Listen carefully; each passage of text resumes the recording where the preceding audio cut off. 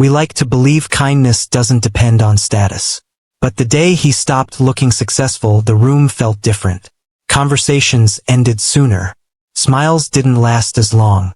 And doors that once opened easily, quietly stayed shut. He didn't announce the change. He didn't ask for sympathy. He simply watched. And in that uncomfortable silence, something happened that forced him to question whether the people closest to him had ever truly been there at all. Before we dive deeper, let us know in the comments where you're watching from. We'd love to hear from you.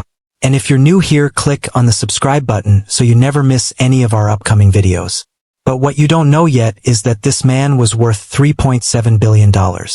And on that cold Tuesday morning in Chicago, he walked into a McDonald's wearing torn jeans and a stained jacket, applying for a minimum wage job. The manager looked at him with barely concealed disgust. "Why do you want to work here?" she asked. He looked her straight in the eye and said, "Because I'm desperate." It was a lie. He owned the building this McDonald's was in. He owned 42 buildings in Chicago alone. He had vacation homes in 3 countries and a private jet sitting at O'Hare. But nobody in that room knew that.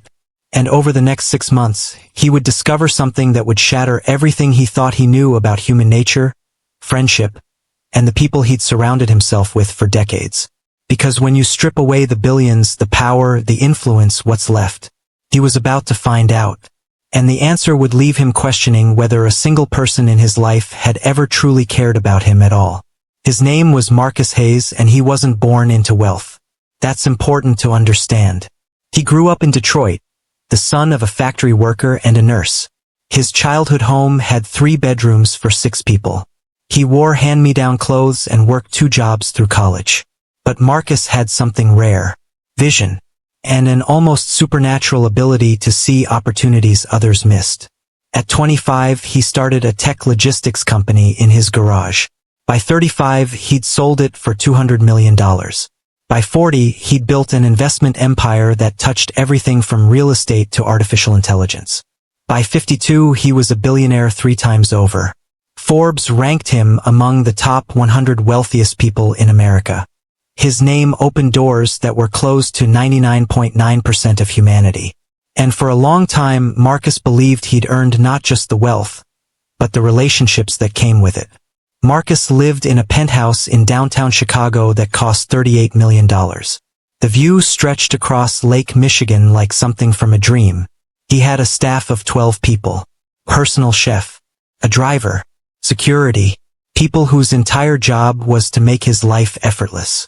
His calendar was managed by 3 assistants who coordinated his appearances at charity galas, business conferences, investment meetings, and social events. Marcus was invited everywhere. Everyone wanted his time, his money, his endorsement, his presence. He sat on the boards of 7 major corporations and 5 charitable foundations. He was photographed with senators, celebrities, and other billionaires. His phone contained the private numbers of people most Americans only saw on television. And Marcus told himself he was happy, that he'd built something meaningful. Not just wealth, but community. A network of brilliant, successful people who respected and cared about him. But Marcus's wife, Caroline, saw things differently. They'd been married for 23 years. She'd been with him since before the money, back when they were eating ramen noodles and dreaming about someday affording a house. Caroline had watched Marcus transform from an ambitious young entrepreneur into something else. Someone constantly performing. Someone surrounded by people who called themselves friends but only appeared when they needed something. She tried to tell him, gently at first, "Marcus, do you ever wonder if these people actually like you? Or if they just like what you can do for them?" Marcus had dismissed her concerns. "You're being cynical," he'd say. "These are good people. Successful people. We've built real relationships." But Caroline would just shake her head sadly. "I hope you're right," she'd say. "But I don't think you are." Then Caroline got sick. It started with fatigue, then pain, then a diagnosis that hit like a freight train. Stage 4 pancreatic cancer. The doctors gave her 6 months. She lived for 8, fighting every single day. And during those 8 months, Marcus watched something that would change him forever.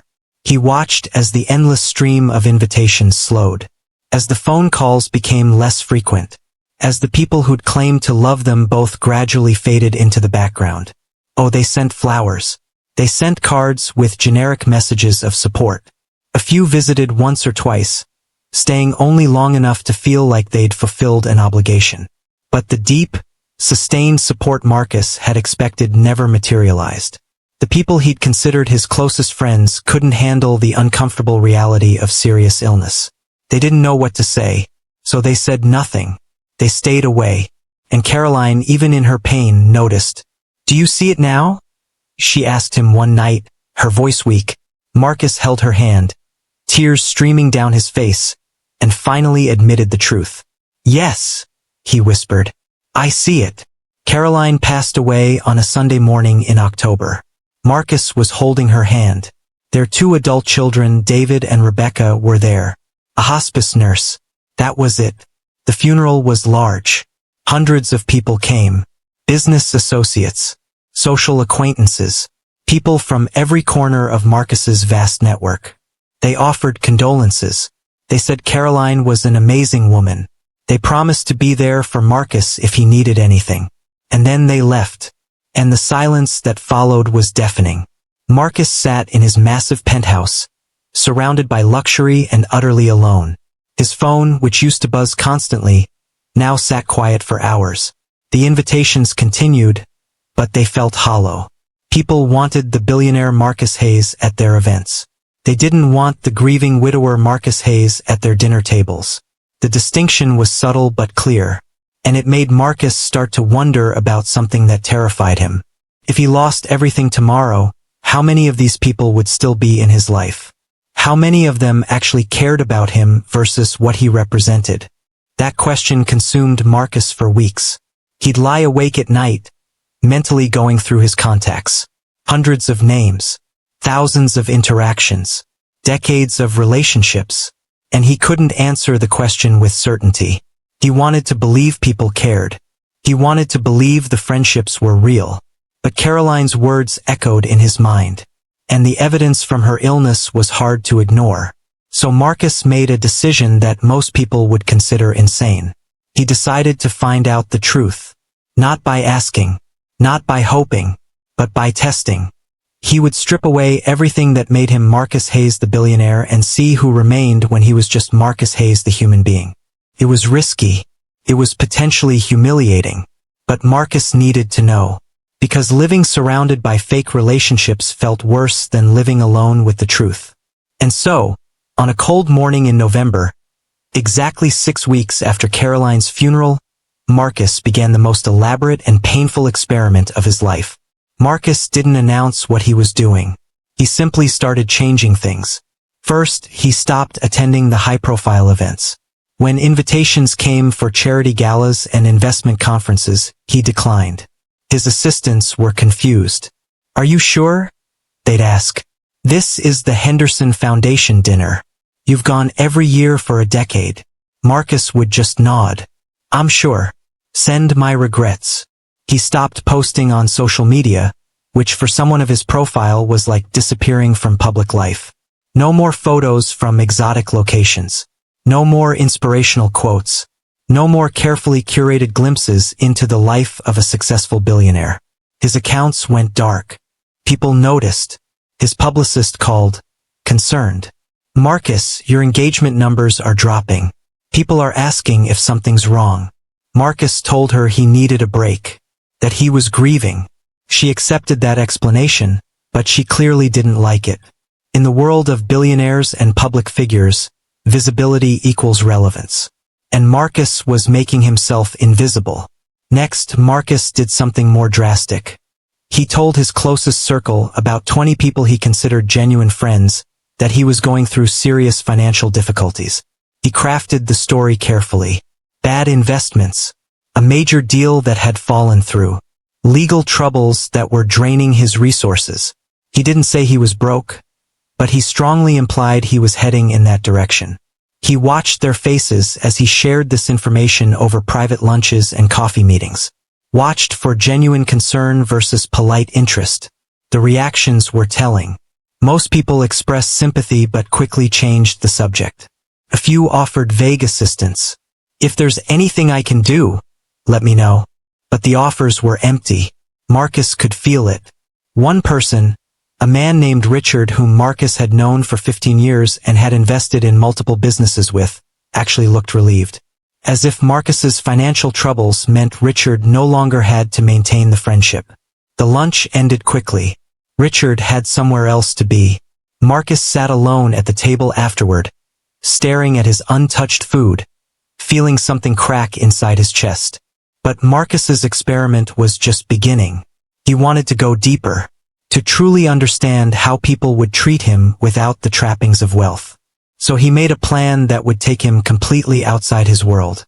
He would get a regular job, live like a regular person, and see who, if anyone, would befriend him when he had nothing to offer. Marcus owned multiple businesses, but he'd always been relatively hands-off, letting CEOs and management teams run the day-to-day operations. Now he told them he was taking a sabbatical, stepping back completely. He moved out of his penthouse and into a modest one-bedroom apartment in a working-class neighborhood on the south side. The building was old but clean. His neighbors were nurses, teachers, factory workers, retirees, people who had no idea who Marcus Hayes was. He donated most of his expensive clothes to charity and bought new ones from Target and Walmart. Jeans, plain t-shirts, a winter coat from a discount store. He traded his luxury sedan for a 15-year-old Honda Civic with a dent in the rear bumper. Then Marcus did the thing that felt most surreal. He applied for minimum wage jobs. He walked into fast food restaurants, retail stores, and warehouses with a hastily written resume that listed fake previous employment. He was rejected more often than accepted. Managers looked at his age, 52, and clearly wondered why someone his age was applying for entry-level positions. But eventually, Marcus got hired at a McDonald's on the west side. The manager, a woman named Shanice who couldn't have been more than 30, interviewed him with barely concealed skepticism. "Why do you want to work here?" she asked. Marcus, sitting in his thrift store clothes, his hands folded on the table, said simply, "I need the work. I'm going through a difficult time and I need to start over." Shanice studied him for a long moment. Marcus could see her weighing whether he was worth the trouble, whether he'd show up, whether he'd quit after a week. Finally, she sighed. $11.50 an hour. Part-time. Mostly closing shifts. "Can you start Monday?" Marcus nodded. "Yes, thank you." And just like that, the billionaire became a fast food worker. Marcus's first shift was humbling in ways he hadn't anticipated. The work was physically demanding, standing for hours, moving quickly, learning systems that seemed simple but required focus. His coworkers were mostly young, high school and college students working to help their families or pay for school. They treated Marcus with polite distance. He was the old guy who'd somehow ended up here, clearly down on his luck. To them, he was a cautionary tale. Someone who'd made mistakes and ended up flipping burgers at 52. They weren't mean, but they weren't particularly friendly either. Marcus was just another face in a rotation of people trying to survive. During his breaks, Marcus would sit in the employee area and listen to his coworkers talk about their lives, their dreams, their struggles. One kid, Carlos, was working 3 jobs to help his mom pay rent after his father left. Another, a girl named Destiny, was saving for community college, taking every shift she could get. These were people fighting hard just to get by. And Marcus realized how far removed he'd been from this reality. He'd spent decades in boardrooms and private clubs, insulated by wealth from the struggles most people faced daily.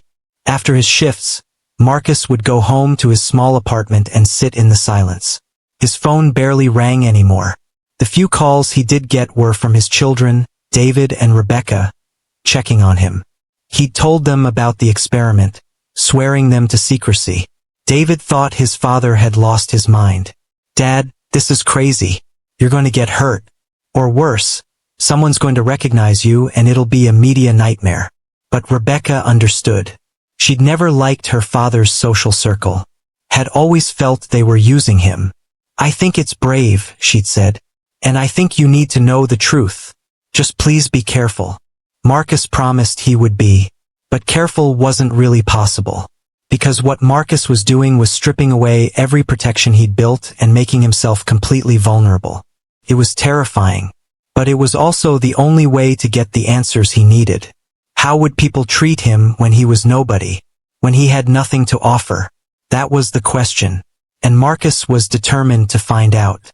The first month of Marcus's new life was the loneliest period he'd ever experienced. He'd gone from being surrounded by people constantly to spending most of his time alone or with coworkers who barely acknowledged his existence. At the McDonald's, he was just Marcus. No last name, no history, no story beyond what he chose to share, which was almost nothing.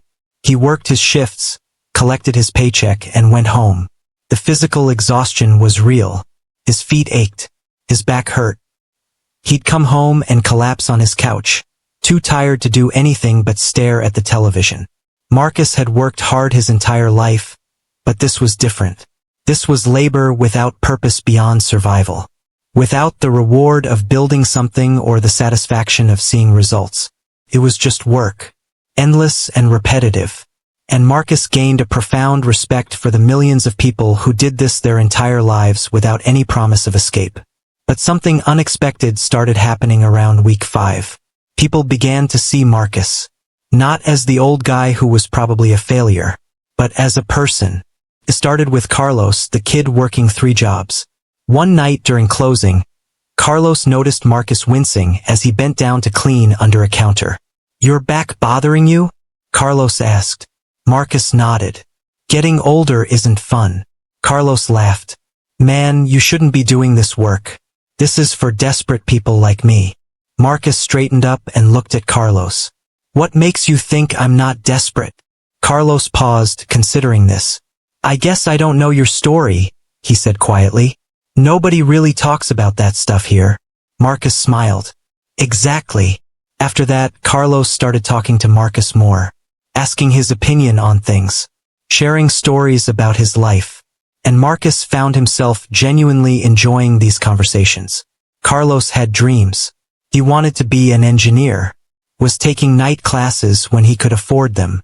He was smart, driven, and kind despite everything he was dealing with. Marcus saw echoes of his younger self in Carlos. The hunger, the determination, the refusal to accept circumstances as permanent.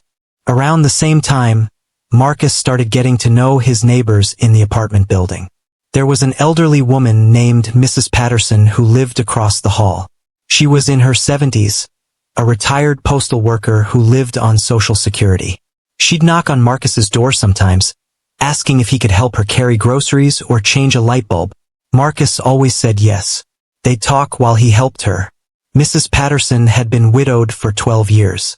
Her children lived in other states and rarely visited. She was lonely, Marcus realized. Just like him. One evening, she invited Marcus over for dinner. Nothing fancy. Spaghetti and garlic bread. But they sat at her small kitchen table and talked for 3 hours. About life. About loss. About how strange it was to reach a certain age and realize the world had moved on without you. "People don't see old folks," Mrs. Patterson said. "We become invisible. You'll see, Marcus. Every year you get a little more invisible." Marcus thought about how visible he used to be, how his presence in a room meant something. And he realized Mrs. Patterson was right. Visibility wasn't about age. It was about usefulness. When you stopped being useful, people stopped seeing you. Marcus also befriended a man who worked at the convenience store on the corner. His name was Darnell, and he was about Marcus's age. They'd chat when Marcus came in to buy groceries or coffee. Darnell had worked at that store for 22 years. Same location, same job. He knew everyone in the neighborhood. People respected him.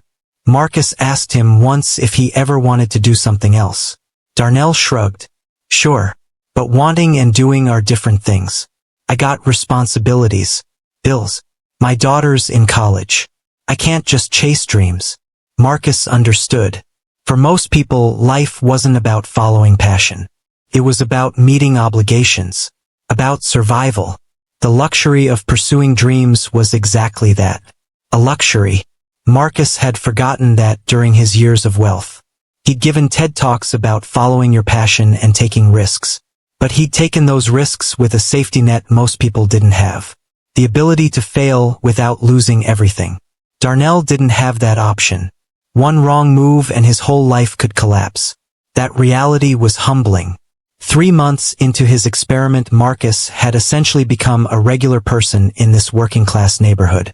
People knew him as the quiet older guy who worked at McDonald's and kept to himself. He helped Mrs. Patterson with her errands.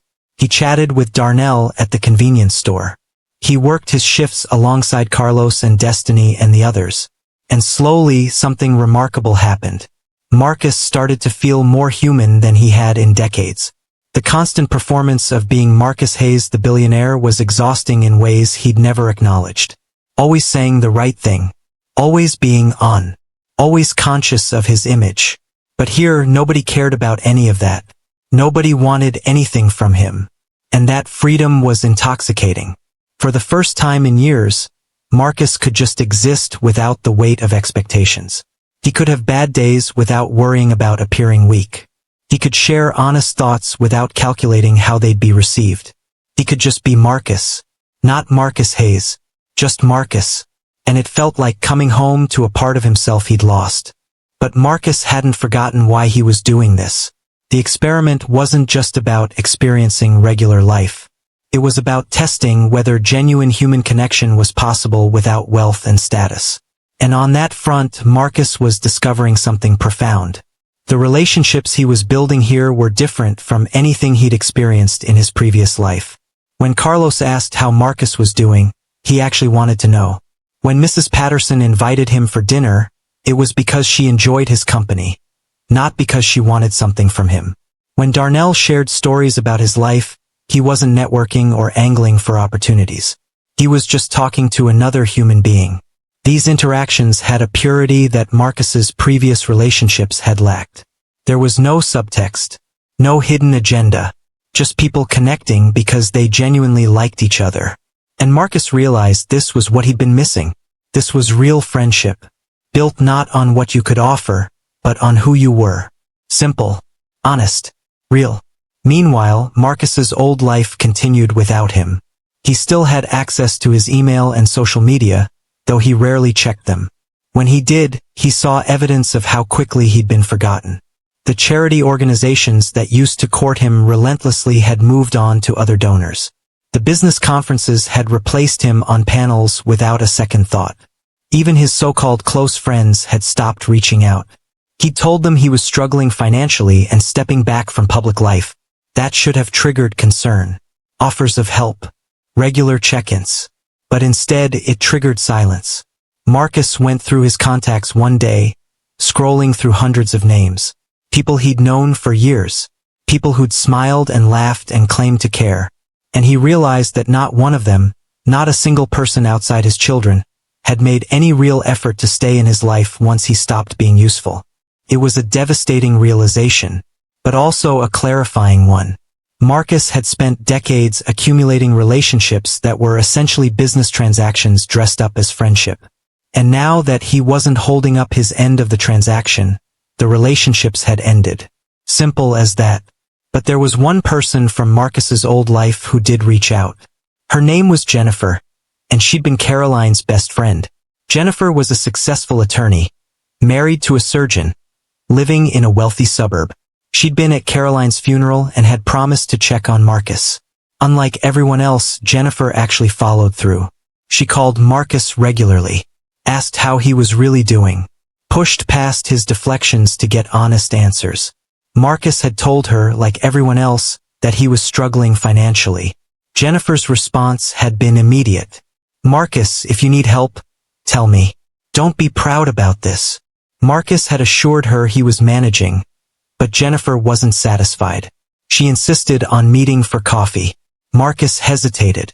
Jennifer was part of his old world.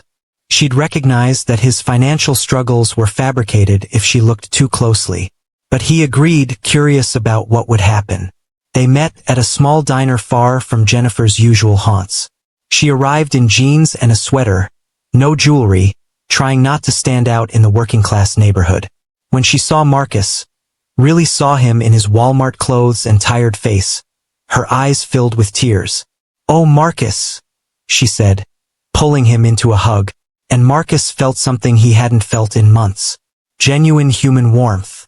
From someone who knew who he really was and cared anyway. They talked for 2 hours.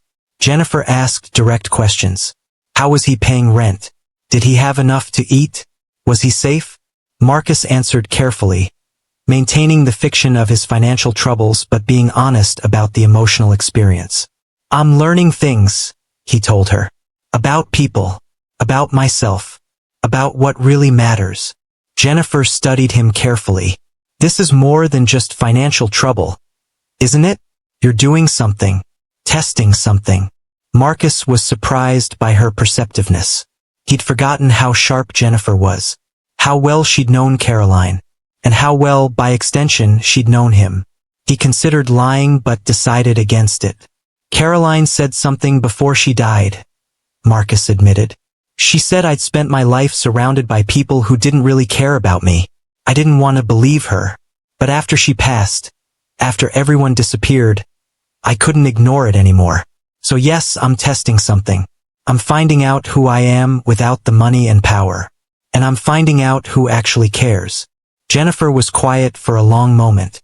Then she reached across the table and squeezed his hand. "I care," she said simply. "Caroline was my best friend. And you were her person. That means you're my person too. Money or no money." Marcus felt tears prick his eyes.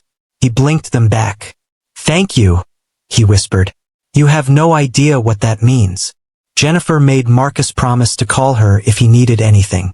Real help, not just conversation. Marcus agreed, though he had no intention of taking her up on it. This experiment needed to run its course. But knowing Jennifer was there, that at least one person from his old life genuinely cared, gave Marcus strength.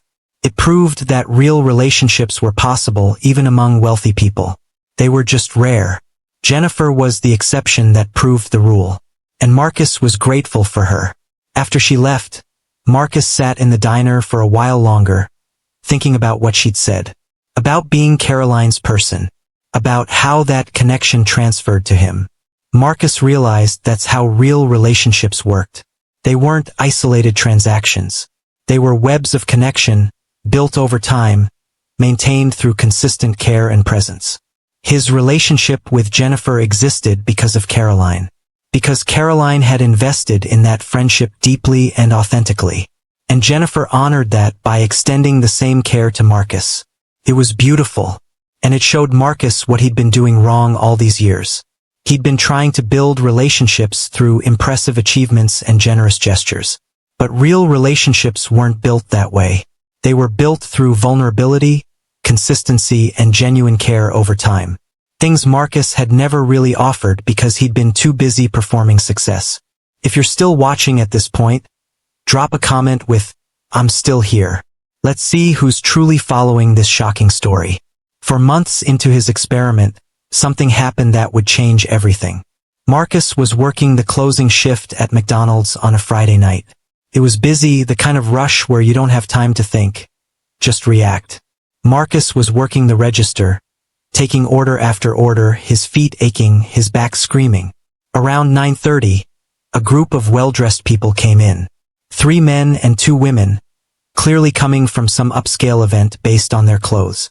They were loud, laughing, slightly drunk. And one of them was someone Marcus recognized. His name was Bradley Townsend, and he'd been one of Marcus's closest friends for over 15 years. They'd invested in businesses together, vacationed together. Their families had celebrated holidays together. Bradley had been at Caroline's funeral, had promised to stay in touch, and then had vanished completely when Marcus told him about his supposed financial troubles. Now here was Bradley, standing in the McDonald's where Marcus worked, completely oblivious to who was behind the counter.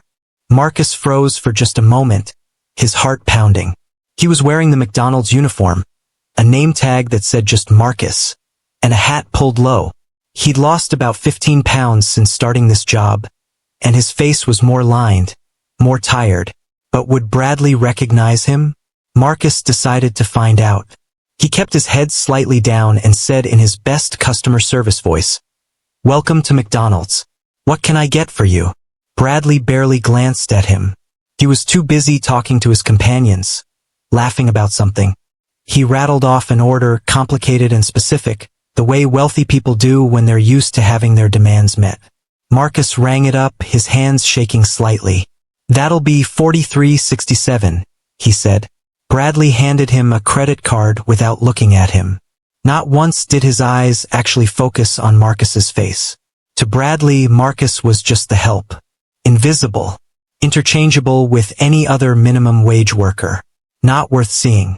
When the transaction was complete, Bradley took his receipt and walked away without a thank you. Without any acknowledgement of Marcus's humanity. He joined his friends at a table, and they continued their loud conversation about golf and investments and vacation homes. Marcus stood at the register, shaking. Carlos came over and touched his arm. "You okay, man? You look like you've seen a ghost." Marcus nodded slowly. "Yeah," he said quietly. "I guess I did." He finished his shift in a daze. When closing was done, he walked to his car and sat behind the wheel for 20 minutes, unable to process what he'd just experienced. Bradley Townsend, a man who'd claimed to be his brother in all but blood, had looked right through him, hadn't recognized him, hadn't seen him, because to Bradley, people in service jobs weren't really people. They were functions, there to fulfill a need and then be forgotten. And Marcus realized something that made him feel physically sick. He'd been the same way. For decades, he'd moved through the world treating service workers as invisible. Oh, he'd been polite. He'd said please and thank you. But had he ever really seen them? Had he ever treated them as full human beings with complex lives and feelings? Or had he, like Bradley, simply seen them as part of the machinery of his comfortable life? The answer shamed him. He'd been just like Bradley, maybe worse. Marcus went home that night and couldn't sleep. He kept replaying the interaction in his mind. The way Bradley hadn't even looked at him. The casual dismissal. The complete lack of recognition. And Marcus understood something profound. This was how the world treated people without money or status. Not with active cruelty usually, but with indifference. With invisibility. People like Marcus, in his current circumstances, simply didn't matter to people like Bradley. They existed in different worlds that occasionally intersected at service transactions, but that was it. There was no genuine human connection because people like Bradley didn't believe connection with people like Marcus was possible or valuable. It was a class divide so deep and so normalized that most people didn't even see it. But Marcus saw it now, because he was living on the other side of it. And it was devastating. He thought about all the service workers he'd encountered in his life. Waiters, housekeepers, drivers, assistants. Had any of them felt seen by him? Or had they all experienced what he'd just experienced with Bradley? The painful invisibility of being human but treated as furniture? The next day, Marcus called his daughter Rebecca. He needed to talk to someone who would understand. Rebecca listened as Marcus described the encounter with Bradley. When he finished, there was a long silence. Then Rebecca said something that hit Marcus hard. "Dad, I tried to tell you this years ago. Remember when I was in college and I came home for Thanksgiving? I told you I didn't want to go to your charity gala because I felt uncomfortable around your friends. You asked me why, and I said it was because they treated the servers like they were invisible. You got defensive and told me I was being judgmental. Do you remember that?" Marcus did remember. He'd dismissed Rebecca's concerns as youthful idealism. "I remember," he said quietly. "You were right. I'm sorry I didn't listen." Rebecca's voice softened. "I'm not trying to make you feel bad, Dad. I'm just saying what you're experiencing now, most people experience their whole lives. And you have the privilege of knowing it's temporary. That eventually you can go back to your real life. Most people don't have that option." Rebecca's words stayed with Marcus. She was right. His experiment had an end date. He could stop whenever he wanted and return to comfort and visibility. The people around him, his coworkers and neighbors, couldn't do that. This was their permanent reality. And that made Marcus's experiment feel almost obscene. Who was he to play at poverty and struggle when real people lived it every day with no escape? Marcus wrestled with this ethical question for days. Should he stop? Was he being disrespectful to people who were actually struggling by pretending to be one of them? He almost quit, almost walked away from the whole experiment. But then he thought about the relationships he'd built. Carlos, Mrs. Patterson, Darnell, Destiny. These people had let him into their lives, had treated him with kindness and respect. If he quit now, what would that say? That they weren't worth his time once he'd gotten his data? That their friendship only mattered as part of an experiment? No, Marcus decided. He'd started this. He needed to see it through. Not for himself anymore, but for them. To honor what they'd given him. Around this time, Marcus experienced another significant moment. He was helping Mrs. Patterson carry her groceries one afternoon when she suddenly got dizzy. Marcus helped her inside and made her sit down. She was pale and shaking. "I'm fine," she insisted. "Just haven't eaten today." Marcus looked in her refrigerator. It was nearly empty. Some condiments, a few eggs, half a loaf of bread. Nothing substantial. "Mrs. Patterson, when's the last time you went grocery shopping?" he asked gently. She looked embarrassed. "It's the end of the month. Money's tight until my check comes. I'll be fine." Marcus felt something break inside him. This woman was going hungry, not because food didn't exist, but because she couldn't afford it. While Marcus had billions sitting in accounts doing nothing but accumulating more wealth. The injustice of it made him want to scream. He wanted to tell Mrs. Patterson who he really was. To write her a check that would solve her problems forever. But he couldn't. Not yet. Not without destroying the entire experiment. So instead, he did what he could. "I'm going to the store," he said. "Let me get you a few things." Mrs. Patterson protested. "Marcus, you don't have money to spare either." But Marcus insisted. He went to the store and bought a week's worth of groceries. Took almost his entire McDonald's paycheck. But when he brought the bags to Mrs. Patterson and saw her eyes fill with tears, he knew it was worth it. "Why would you do this?" Mrs. Patterson asked, her voice shaking. "You barely have enough for yourself." Marcus knelt beside her chair and took her hand. "Because you matter," he said simply. "Because you've been kind to me. And because nobody should go hungry." Mrs. Patterson cried then, really cried, and Marcus held her hand while she did. When she finally composed herself, she said something that would haunt Marcus. "You're a good man, Marcus. Better than most. The world breaks people like us, but you haven't let it break your heart. That's rare." Marcus thought about how wrong she was, how broken his heart had been, how cynical he'd become. But her belief in his goodness made him want to live up to it. Made him want to be the person she saw. That night, Marcus sat in his apartment and did something he hadn't done in months. He cried, really cried, for Caroline, for the years he'd wasted performing instead of living, for people like Mrs. Patterson who struggled in silence, for the world of inequality and indifference he'd participated in without seeing. He cried until he had no tears left. And when he was done, he felt different, lighter, like something toxic had finally drained out of him. He was ready for whatever came next. What came next was a conversation with Carlos that would change both their lives. They were working a slow Tuesday shift, and Carlos was telling Marcus about his engineering classes, how he was struggling with the math but was determined to figure it out. Marcus, forgetting himself for a moment, started explaining a concept Carlos was stuck on. He drew diagrams on a napkin, broke down the problem in ways that made Carlos's face light up with understanding. "Man, you're good at this," Carlos said. "How do you know all that?" Marcus froze. He'd been careful not to reveal too much about his education or background, but he'd slipped. He scrambled for an explanation. "I took some college classes years ago, before things went wrong." Carlos nodded, accepting this. "You should tutor or something. You could make way more money than here." Marcus smiled. "Maybe someday." But that interaction made Marcus realize something. He couldn't hide forever. His education, his way of thinking, his instincts, they all marked him as someone who didn't really belong in this minimum wage world. People were starting to notice, asking questions, and Marcus knew his time was running out. The experiment would have to end soon. But not yet. He wasn't ready yet. 40:00, 52:00. The reveal. 6 months into his experiment, Marcus decided it was time. He'd learned what he needed to learn, experienced what he needed to experience, and he'd built relationships that he wanted to preserve and honor properly. But before he could reveal the truth, something happened that forced his hand.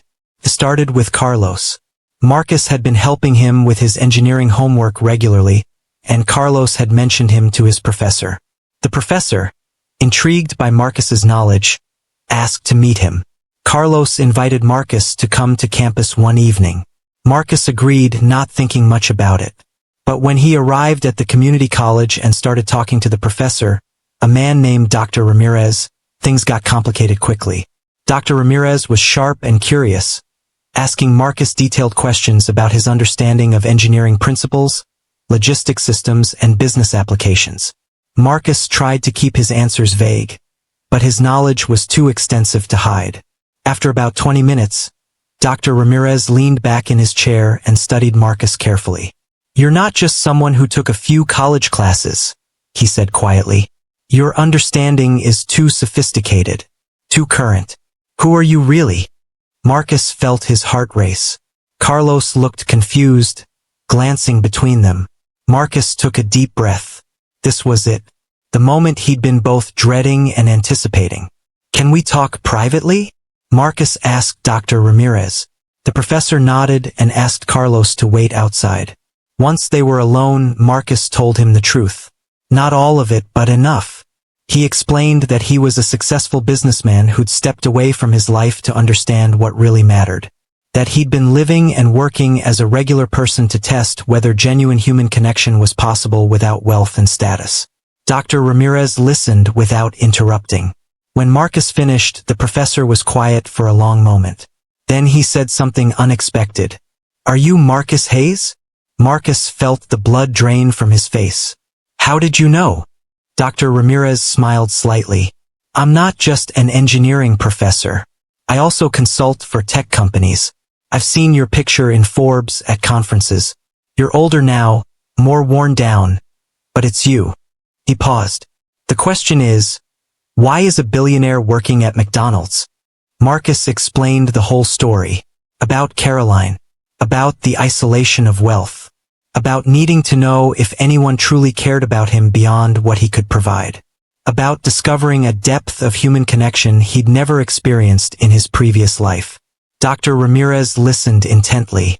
When Marcus finished, the professor nodded slowly. "That's either the most profound thing I've ever heard or the most privileged," he said. "I'm not sure which." Marcus winced. "I know it sounds crazy. Maybe it is. But I needed to know the truth." Dr. Ramirez stood and walked to the window, looking out at the campus. "What are you going to do now?" he asked. "Are you going back to your old life?" Marcus hadn't fully decided, but he knew one thing. "I need to tell the people who've been kind to me the truth. They deserve that." Dr. Ramirez turned back to face him. "And Carlos? He looks up to you. How do you think he'll feel when he finds out you've been lying to him?" That question hit Marcus hard. He'd thought a lot about how to reveal the truth, but he hadn't fully processed how it might hurt the people he'd come to care about. "I don't know," Marcus admitted, "but I hope he'll understand." Dr. Ramirez nodded. "I won't say anything. This is your truth to tell. But do it soon. The longer you wait, the worse it'll feel." Marcus agreed. He thanked Dr. Ramirez and went outside to find Carlos. The young man was waiting in the hallway, looking worried. "Everything okay?" Carlos asked. Marcus forced a smile. "Yeah, everything's fine. Let's get out of here." As they walked to the parking lot, Marcus knew he couldn't wait any longer. It was time to be honest. Time to face whatever consequences came from that honesty. He just hoped the relationships he'd built were strong enough to survive the truth. Marcus decided to tell people individually, starting with the person who'd shown him the most consistent kindness. Mrs. Patterson. He knocked on her door on a Saturday morning, his heart pounding. When she opened it, smiling at him like always, Marcus almost lost his nerve. But he pushed forward. "Mrs. Patterson, can I come in? There's something I need to tell you." They sat at her kitchen table, the same place they'd shared dozens of conversations over the past months. Marcus took a deep breath and began. "I haven't been completely honest with you about who I am," he said. Mrs. Patterson's smile faded, replaced by concern. "Are you in trouble?" Marcus shook his head. "No, nothing like that. It's just, I'm not actually struggling financially. I'm actually very wealthy. I'm a billionaire." He watched her face carefully, seeing confusion, then disbelief, then something that looked like hurt. "I don't understand," Mrs. Patterson said quietly. "Why would you lie about that?" Marcus explained everything. About Caroline. About the experiment. About needing to know if anyone would care about him without the money. About discovering genuine human connection for the first time in decades. Mrs. Patterson listened, her expression unreadable. When Marcus finished, she was quiet for a long time. "So I was part of an experiment," she finally said. "A test to see if poor people could be genuine friends." Her voice was tight. Marcus felt panic rise in his chest. "No, that's not how it was. I mean, yes, technically it started as an experiment, but it became so much more than that. You became my friend. A real friend. The kindness you've shown me, it meant everything." Mrs. Patterson stood and walked to her window, her back to Marcus. "I let you into my life," she said. "Told you things I don't tell anyone. Let you see me at my most vulnerable. And you were lying the whole time." Marcus stood too, desperately trying to find the right words. "I wasn't lying about caring about you. That was real. Everything between us was real." Mrs. Patterson turned to face him, and Marcus saw tears in her eyes. "Was it? Because I can't tell anymore. How do I know anything you said or felt was genuine if you were playing a role?" Marcus felt his own eyes fill with tears. "Because I gave you my last paycheck to buy you groceries. Because I sat with you when you were lonely. Because I listened to your stories and shared mine. Those things were real. I was real. Just not about the money." They stood there, two people who'd found unexpected friendship, now separated by the truth Marcus had finally told. After what felt like an eternity, Mrs. Patterson sighed deeply. "I need time to think about this," she said. "I need to process it." Marcus nodded. "I understand. Take all the time you need. I'm sorry, Mrs. Patterson. I never meant to hurt you." She walked him to the door. Before he left, she said one more thing. "The sad part is, I would have been your friend anyway, rich or poor. You didn't have to lie." Those words cut deeper than anger would have. Marcus walked back to his apartment feeling like he'd made a terrible mistake. Maybe the truth wasn't always the right choice. Maybe some experiments should never be conducted. Maybe he'd damaged something beautiful just to satisfy his own need for answers. He sat in his apartment for hours, staring at nothing, wondering if he'd destroyed the only genuine relationships he'd built in years. But Marcus had committed to telling everyone, so he continued. Next was Carlos. He asked the young man to meet him for coffee after work. Carlos arrived with his usual energy, talking about his classes and his plans for the future. Marcus let him talk, delaying the inevitable. Finally, Carlos noticed Marcus's serious expression. "What's wrong, man? You look like somebody died." Marcus managed a weak smile. "Nobody died. But I need to tell you something important." He went through the same explanation he'd given Mrs. Patterson, watching Carlos's face transform from confused to shocked to something that looked like betrayal. When Marcus finished, Carlos sat back in his chair, shaking his head. "You're a billionaire," he said flatly, "and you've been pretending to be broke, working at McDonald's with me, letting me feel sorry for you." Marcus winced at the framing but couldn't deny it. "Yes, but Carlos, everything I've said to you, all the encouragement, the help with your studies, that was all genuine. I believe in you. I think you're going to be an incredible engineer." Carlos laughed, but there was no humor in it. "Of course you helped me. You were playing some twisted game, right? Seeing how the poor people live." Marcus felt anger flash through him. "It wasn't like that. I was trying to find out if anyone in my life actually cared about me as a person. And you know what I learned? That the people with nothing were kinder, more genuine, more human than anyone in my wealthy world ever was. You included. Carlos stood up, his chair scraping against the floor. Don't you dare try to turn this into some feel-good story about how poor people are so noble and pure. We're just people. And you used us. You used me. Marcus stood too, his voice rising. I didn't use you. I worked alongside you. I struggled alongside you. Those shifts, that exhaustion, that was real. Carlos shook his head. But you could leave any time. You could walk away whenever you got bored of playing poor. I can't.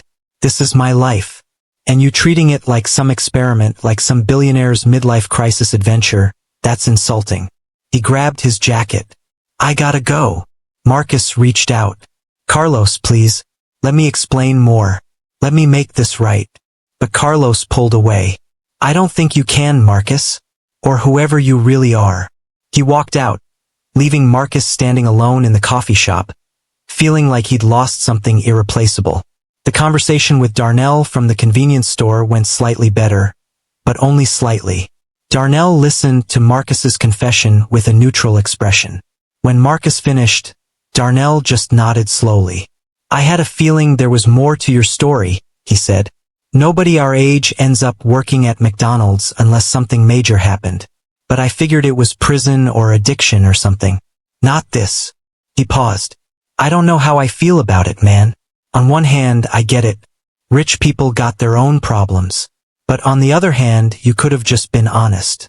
Could have said you were taking a break from your life or whatever. Didn't have to lie. Marcus nodded. You're right. I should have. I'm sorry. Darnell shrugged. I appreciate the apology. But I'm gonna need some time to figure out if we're still cool. Marcus accepted that. It was more than he probably deserved. Over the next 2 weeks, Marcus told everyone who mattered. His other coworkers at McDonald's. His neighbors in the building. The reactions ranged from confusion to anger to a few instances of understanding. Destiny, the young woman saving for college, actually hugged Marcus and told him she thought it was brave. Most rich people never see how the rest of us live, she said. At least you tried to understand. Her kindness made Marcus cry right there in the McDonald's break room. But most people were hurt or angry, and Marcus understood why. He'd violated their trust. He'd treated their reality as his experiment. No matter how much he tried to explain his motivations, that fact remained. And Marcus had to accept the consequences. The hardest conversation was with Jennifer, the one person from his old life who'd stayed in touch. Marcus met her for lunch and told her everything. Jennifer listened quietly, and when he finished, she looked at him with something close to pity. Oh, Marcus, she said. I understand why you did it. I really do. But couldn't you have just gone to therapy? Despite the gravity of the moment, Marcus laughed. It was such a Jennifer thing to say. Practical. Direct. Probably, he admitted. But I needed to see it for myself. Needed to experience it. Jennifer reached across the table and took his hand. And now that you have? Now that you know most of your old friends were fake and some new friends are real but hurt by what you did, what are you going to do? Marcus had been asking himself that same question. I don't know, he said honestly. I can't go back to my old life. Not the way it was.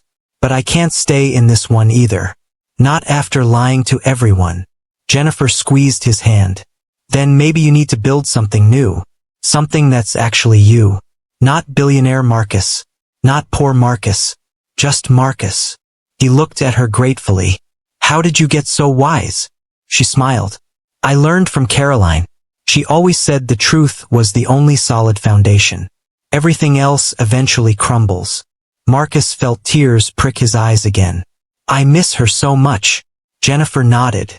I know. But she'd be proud of what you did. Even if it was messy. Even if you hurt some people.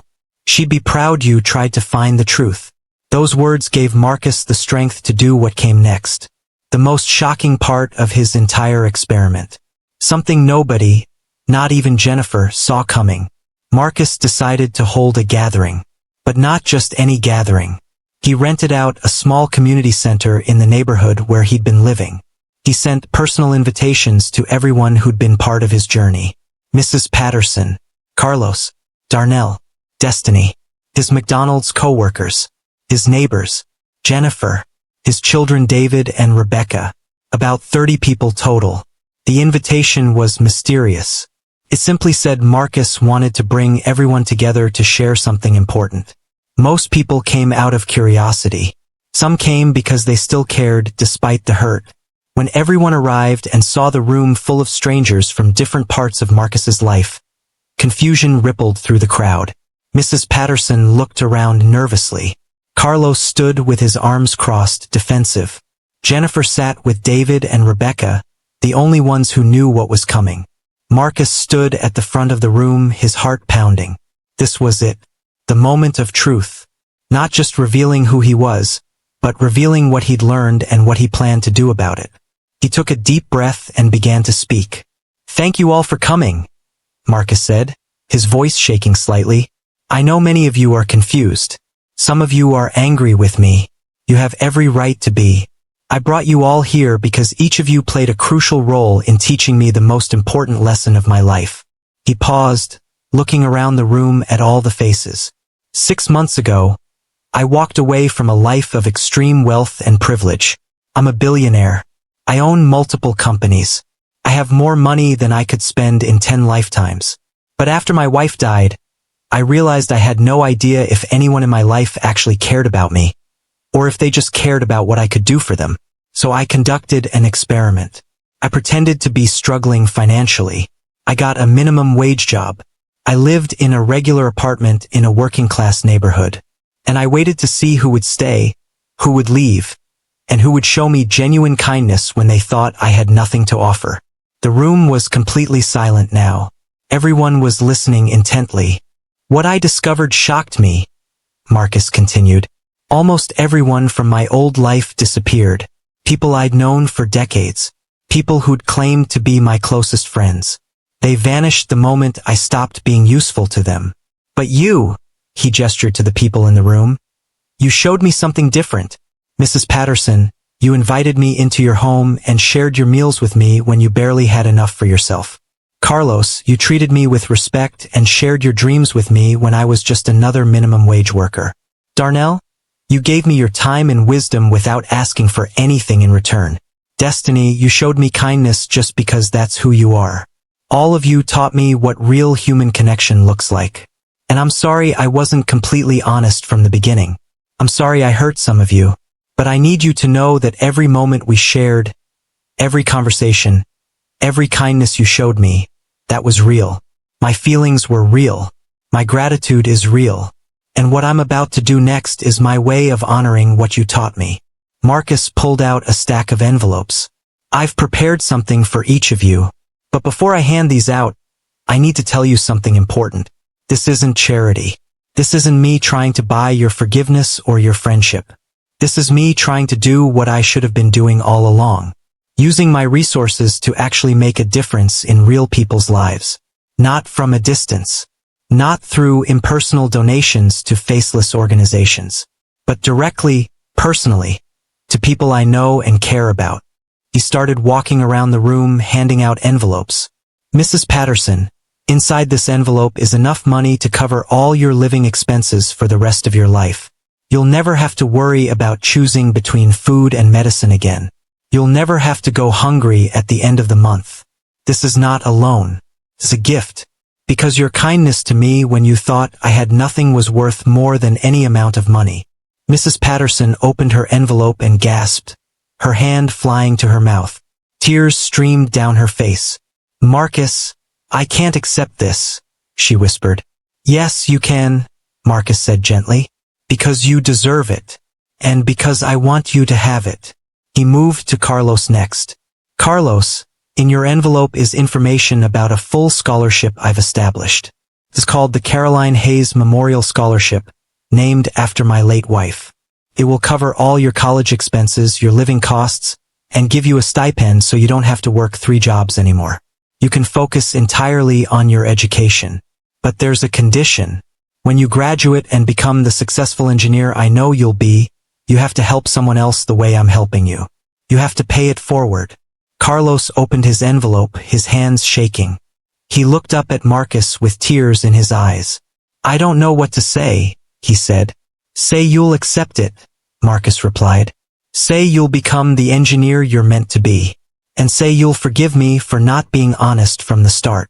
Carlos stood and pulled Marcus into a tight hug.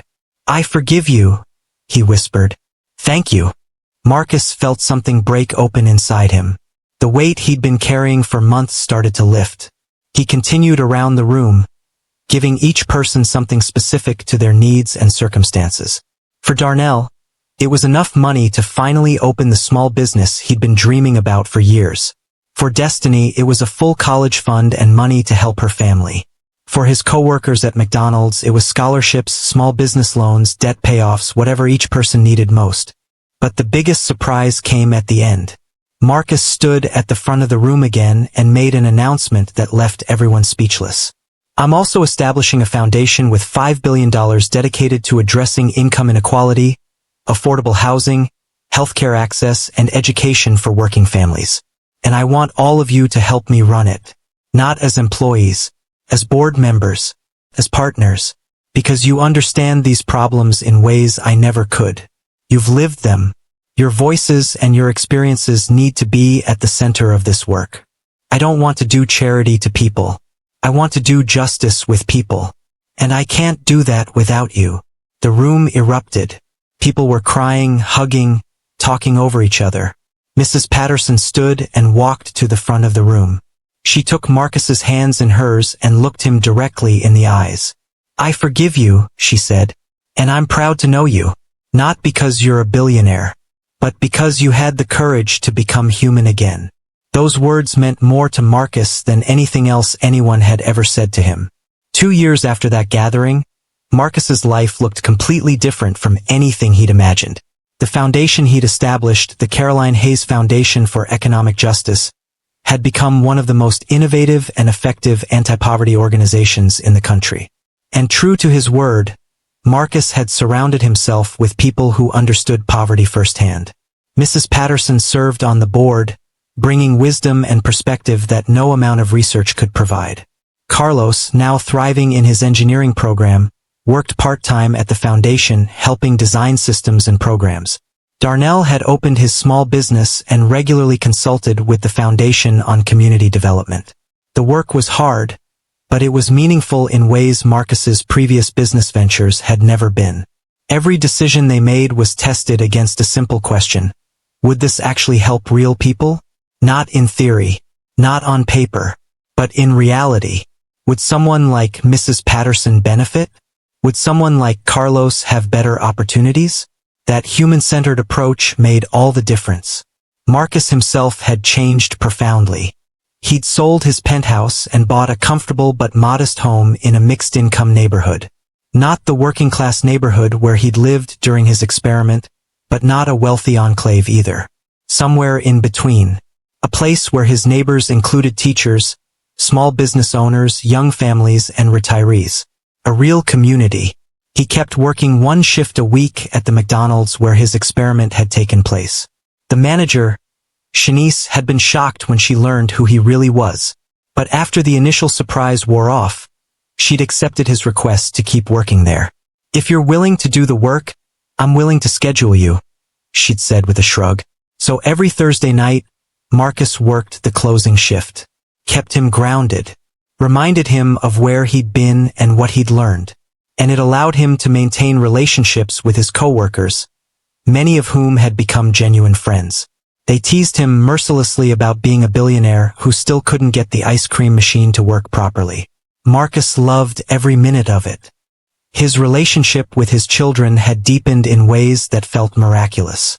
David had initially been skeptical of his father's transformation. Is this just another phase? He'd asked. Another project that'll eventually get old? But as the months passed and Marcus's commitment never wavered, David's skepticism turned to respect. They talked more openly now, about fears, dreams, failures, hopes, things they'd never discussed when Marcus was performing success. David admitted he'd always felt pressure to live up to his father's achievements, I felt like I had to be a billionaire too, or I'd be a disappointment, David confessed. Marcus had pulled his son into a hug and told him the truth. The biggest disappointment would be if you spent your life chasing money instead of meaning. I wasted decades doing that. Don't make my mistake. Rebecca had always been more accepting of her father's journey. She'd seen the change in him immediately and embraced it. Now she worked alongside him at the foundation, heading up their education initiatives. Working with his daughter every day, seeing her passion and commitment, was one of Marcus's greatest joys. He'd missed so much of her life chasing wealth. Now he got to be present for her impact on the world. Felt like redemption. Marcus had also made peace with most of the people he'd hurt during his experiment.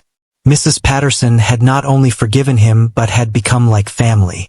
She had Sunday dinner with Marcus every week, and he'd given her a standing invitation to call him anytime, day or night, if she needed anything. Their friendship had survived the deception because, as Mrs. Patterson explained, the lie was in the circumstances, not in the caring. I always knew you cared about me. Finding out you were rich didn't change that. Carlos had taken longer to forgive, but eventually he'd come around. The scholarship had changed his life. He was excelling in his engineering program, no longer exhausted from working 3 jobs. And he'd started to understand what Marcus had been searching for. I get it now, Carlos told him one day. You needed to know if people could see you as human instead of as a wallet. I probably would have done the same thing if I were in your position. They'd become close friends, mentor and mentee, with Marcus providing guidance and Carlos keeping him honest about the real experiences of working-class students. But not everyone forgave Marcus. Some of his McDonald's co-workers felt manipulated and wanted nothing to do with him, even after the financial gifts. Marcus respected their boundaries. He'd sent letters of apology and left the door open, but he didn't push. Some bridges, once burned, couldn't be rebuilt, and that was okay. It was part of the consequences of his choices. More surprising was what happened with his old life. When word got out about Marcus's experiment and subsequent transformation, the response from his former social circle was fascinating. Some people reached out, suddenly interested in reconnecting. Marcus could see through it immediately. They weren't interested in him. They were interested in being associated with his redemption story. It was good PR to be friends with the billionaire who'd learned humility. Marcus politely declined their overtures. A few people, like Richard and Bradley, tried to act as if nothing had happened. As if they hadn't completely abandoned Marcus when they thought he was struggling. Marcus ran into Bradley at a business conference and the man had the audacity to act hurt that Marcus wasn't warmer to him. I thought we were friends, Bradley said. Marcus just smiled. No, Bradley. We were associates. I know the difference now. But there were a few surprises from his old life. A handful of people Marcus hadn't expected reached out with genuine curiosity and humility. They admitted they'd failed him during Caroline's illness and his supposed financial troubles. They acknowledged they'd been shallow and transactional. And they asked if there was any way to make amends. Marcus met with each of them individually. Some he welcomed back into his life with clear boundaries. Others he thanked for their honesty but explained that they were moving in different directions now. The key difference was Marcus no longer felt obligated to maintain relationships that didn't serve both people. He'd learned to protect his energy and invest it wisely. Jennifer, of course, remained one of his closest friends. She'd been there through everything, and Marcus would be forever grateful. She'd taken a position on the foundation's board and brought her legal expertise to help them navigate complex policy issues. Working with Jennifer reminded Marcus daily of what real friendship looked like. Loyalty not because of what someone could provide, but because of genuine affection and respect. Marcus also did something that surprised everyone, including himself. He wrote a book about his experience. Not a self-congratulatory memoir about how noble he was for pretending to be poor, but an honest, unflinching examination of wealth, inequality, invisibility, and what he'd learned about human nature. He didn't hold back. He wrote about his own failures and blind spots, about how he'd treated service workers as invisible for decades, about the loneliness of wealth, about the performance required to maintain status. about the shallow nature of most high society relationships, and about the genuine kindness he'd found among people who had the least to give. The book was controversial. Some wealthy people hated it, feeling attacked and exposed.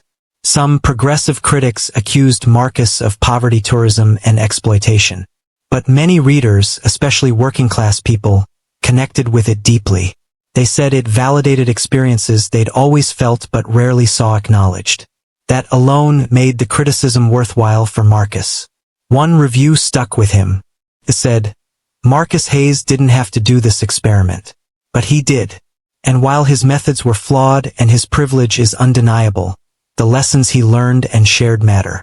This book is a mirror for the wealthy and a validation for everyone else." That felt fair to Marcus. He wasn't a hero. He was just someone who'd finally woken up.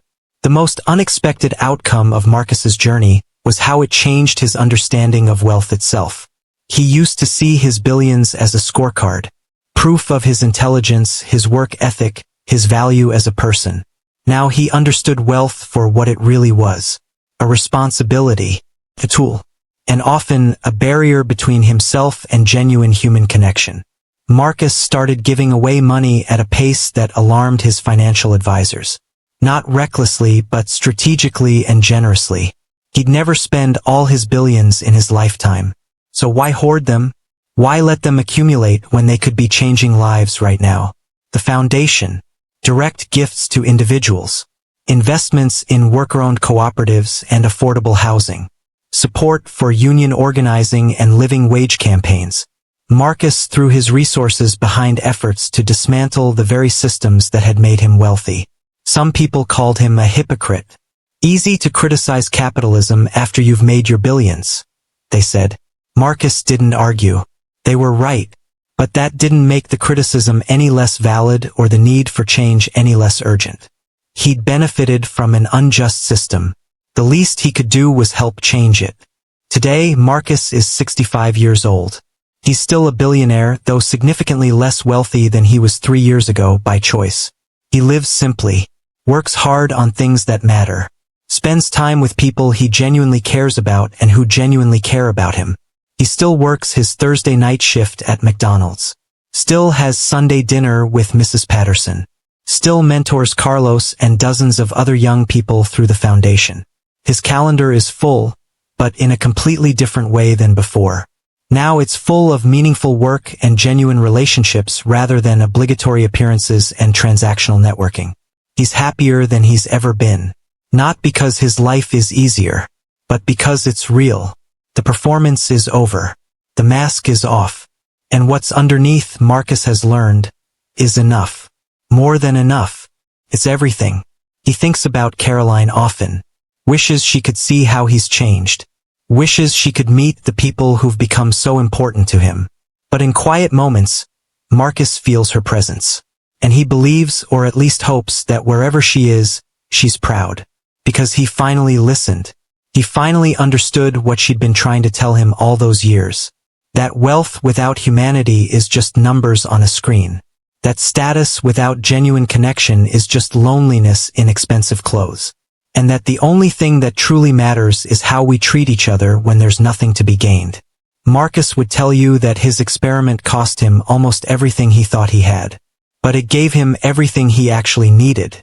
Real friendship, genuine connection, self-knowledge, purpose, humility. These things can't be bought. They can only be earned through the courage to be vulnerable, to be seen, to risk rejection in pursuit of authentic relationship.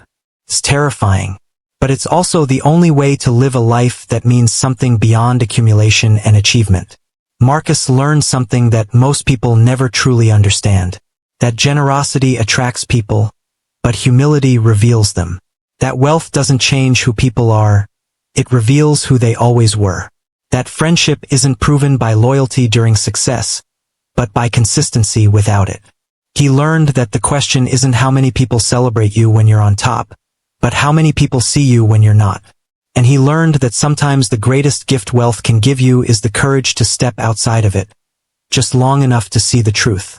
The truth is uncomfortable. It's painful. Most people who have what Marcus has will never seek it because ignorance is easier than knowledge.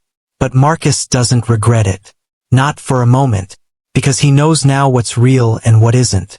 He knows who his people are. And he knows who he is without all the external markers of success. That knowledge is worth more than all the billions in his bank account. Would you have the courage to do what Marcus did? To strip away everything that makes you impressive or important or valuable in society's eyes, just to find out who actually cares about you. To risk discovering that the answer is almost no one. Most people won't. They'll spend their whole lives surrounded by relationships that look real but aren't, telling themselves comfortable lies about connection and friendship. And that's okay. It's human. But if you're watching this and something in you recognizes the truth of Marcus's story, if you've ever wondered whether the people around you actually care about you or just what you can do for them, maybe it's time to find out. Not necessarily through an elaborate experiment. Maybe just through paying attention. Through noticing who shows up when you need them. Who asks how you're doing and actually wants to know. Who invests in you without expecting anything in return. Those people are rare. But they're real. And they're the only ones who matter. Marcus's story isn't really about a billionaire pretending to be poor. It's about a human being trying to find other human beings in a world that teaches us to see each other as resources rather than people. It's about the loneliness of success and the richness of genuine connection. It's about learning, finally, that being truly seen by a handful of people is worth more than being admired by thousands who don't actually know you. And it's about having the courage to burn down a fake life in order to build a real one. That's the part that surprised everyone. Not that Marcus pretended to be poor, but that he had the courage to stay human once he discovered what that actually meant. Before we end, we want to hear from you. Have you ever questioned whether your relationships were real? Have you ever felt invisible or taken for granted? Have you ever wondered if people value you for who you are or for what you can provide? Drop your thoughts in the comments below. And if this story moved you, if it made you think about your own life and relationships, please share it. Not for us, but because someone you know might need to hear this. Someone might be feeling exactly what Marcus felt. Surrounded by people but completely alone. This story could be the thing that helps them understand they're not crazy. That their instincts are right. That it's okay to want more from relationships than transactions dressed up as friendship. Hit that subscribe button and turn on notifications so you never miss stories that challenge you to think differently about life, success, and what really matters. Share this video with someone who needs to hear it. Someone who's questioning their relationships. Someone who feels unseen. Someone who needs permission to want something real. And most importantly, take a moment today to reach out to someone who's been genuinely there for you. Not with a transaction. Not with what you can offer. Just with honest appreciation for who they are and what they mean to you. Because those people, the real ones, they're the treasure. Everything else is just noise. Marcus learned this lesson the hard way. Through loss, through deception, through pain. But he learned it. And his life is infinitely richer for it. Not in dollars. In meaning. In connection. In purpose. That's the kind of wealth that actually matters. The kind you can't put in a bank account but that fills every corner of your life with light. Thank you for watching. Thank you for staying until the end. And remember, the truth might be uncomfortable, but it's the only foundation worth building on. People will always reveal who they are when they think you have nothing left to offer. The question is, do you have the courage to find out? Until next time, stay curious, stay authentic, and never settle for relationships that require you to perform rather than just be. You deserve to be seen, really seen, and so does everyone else.